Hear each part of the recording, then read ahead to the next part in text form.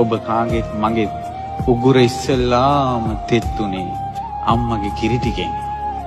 එහෙම තෙත්තුනාට පස්සේ ඒ කට හැදුනේ, ඒ කතාව හැදුනේ අම්මා නිසා.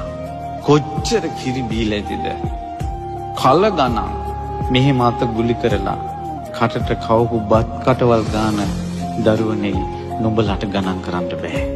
කොච්චර ගණන් ඉගෙන ගත්තත් පුළුවන් නම් අම්මා කවපු බත් කටවල් ගාන ගණන් කරලා කියන්න.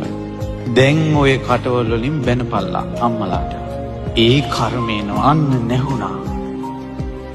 අම්මලා ඔච්චර බත් කටවල් කවලා තියෙද්දි තමන්ගේ අම්මට එක බත් කටක් කවපු නැති කොල්ලු කෙල්ලු මෙතන ඉන්නවා.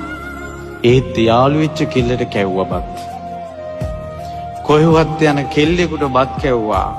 මේ කටට බත් කවපු අම්මට බත් කටක් කවලා නැහැ. කොහෙවත් යන කෙල්ලන් දෙක එක වැරන් දුන්නා.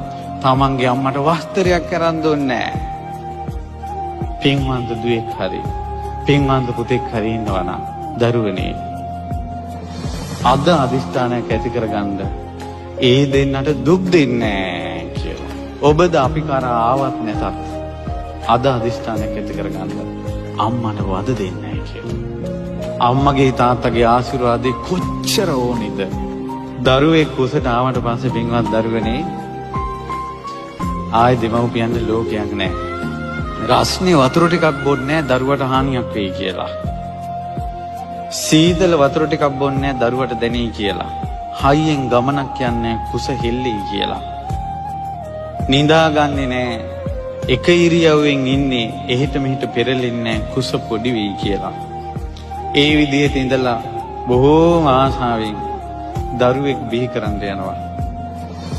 දරුවනේ දරුවෙක් බිහි කිරීමේ විලි වේදනාව කියන්නේ සමහර අම්මලා මැරෙනවා. ඇඟේ තියෙන රතු පාට ලී ටික සුදු පාට වෙනවා. මේක පුදුමයක්, ආශ්චර්යයක්, අద్භූත දෙයක්.